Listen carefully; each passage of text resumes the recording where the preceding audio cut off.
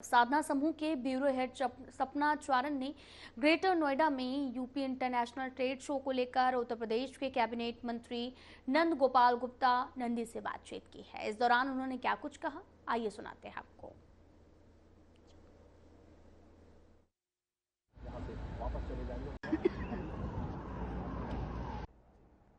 उत्तर प्रदेश के industrial development minister Nand Gopal Nandi ji इस वक्त हमारे साथ हैं। सर, इंटरनेशनल ट्रेड शो हो रहा है, पूरी तैयारियां हो चुकी हैं, कल प्रधानमंत्री जी यहां पर आ रहे हैं, क्या कहना चाहेंगे सर?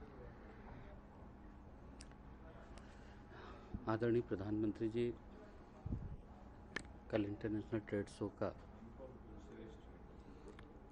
उद्घाटन करेंगे और पूरी तैयारी की माननीय मुख्यमंत्री जी ने अभी समीक्षा की है। हम सब विदित है कि आदरणीय प्रधानमंत्री जी का जीवन इस देश को समर्पित है और जिस दिन से वो प्रधानमंत्री बने हैं, प्रधान सेवक की तरह इस देश की तरक्की और समृद्धि के लिए समर्पित है। अभी उन्होंने लाल किला की प्राचीर से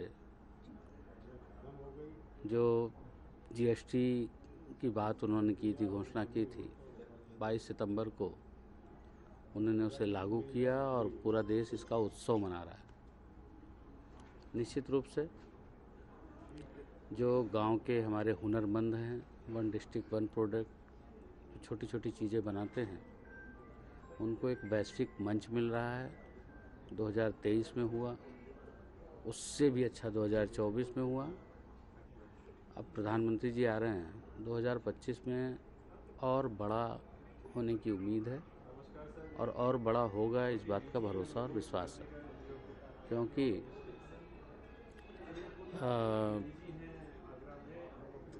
जब 2024 में हुआ था तब यहाँ के जो सेलर हैं, जो एक्सपोर्टर हैं, वो लोग कह रहे थे कि हमें 2027 तक का ऑर्डर मिल गया। 25 दिसंबर बड़ा त्यौहार होता है यूरोपियन कंट्री का, तो 2027 तक के ऑर्डर उनको मिल गए थे। तो निश्चित रूप से एक बड़ी खुशी का माहौल देश में है और देश के जो हुनरमंद हैं, हस्तशिल्पी हैं, उनको एक बहुत अच्छा अवसर मिल रहा है कि इंटरनेशनल ट्रेड शो।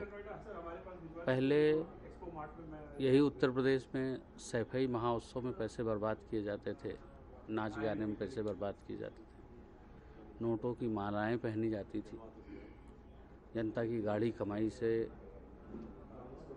अपने ऐशो आराम की ज़िंदगी जी जाती थी।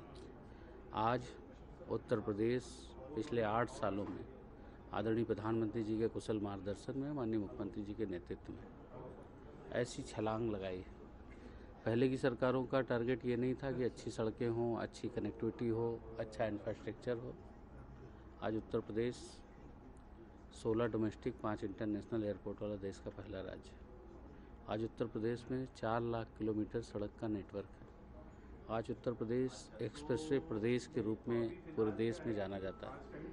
आज उत्तर प्रदेश जो लैंडलॉक स्टेट था, लैंडलॉक कहा जाता था, वो वाराणसी से लेके हल्दिया तक वाटरवे शुरू हो गया। उसको हम प्रयागराज तक भी बढ़ाने की बात कर रहे हैं। उत्तर प्रदेश 25 करोड़ आबादी वाला प्रदेश होने की वजह से यहाँ का जो सबसे बड़ा खपत का मार्केट है, 11 से 34 किलोमीटर नदियों का किनारा होने की वजह से यहाँ सबसे बड़ी उपजाऊ ज़मीन, सबसे ज़्यादा कृषि उत्पादक में हम नंबर 1 हैं।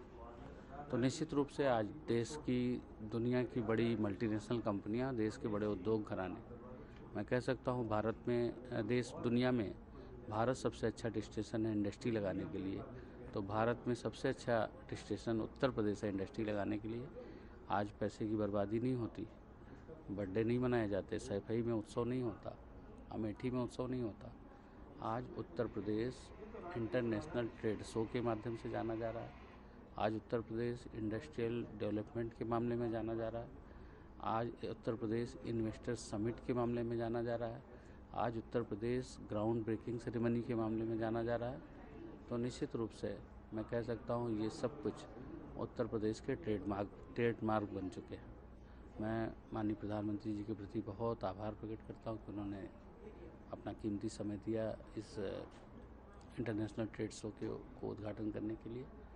और पूरा उत्तर प्रदेश और देश के और दुनिया के बड़े रसिया हमारी पार्टनर कंट्री के रूप में पार्टिसिपेट कर रहा है। वहाँ से 29 बड़ी कंपनियाँ आ रही हैं जो हम लोग के साथ बिजनेस की संभावनाओं पर विचार करेंगे।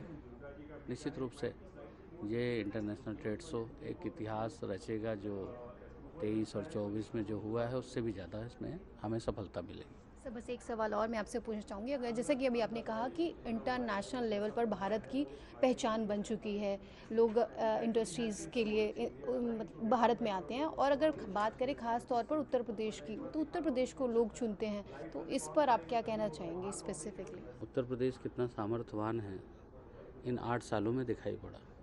पिछली सरकारों ने नोट और वोट और अपने को कुछ पद पा लें, फिर अपने चाचा भतीजे भाई मौसी का लड़का मामा का लड़का, और इससे बाहर निकल पाए तो अपनी जाति तक सीमित रहे, जाति के बाद तुष्टीकरण की राजनीति में सीमित रहे। अब उत्तर प्रदेश सबका साथ, सबका विकास और सबका विश्वास और सबका प्रयास सिर्फ नहीं है नारा, यह है उद्देश्य हमारा धरातल पर दिखाई दे। ये 11 सालों की प्रधानमंत्री जी की मेहनत से दिखाई पड़ रहा है।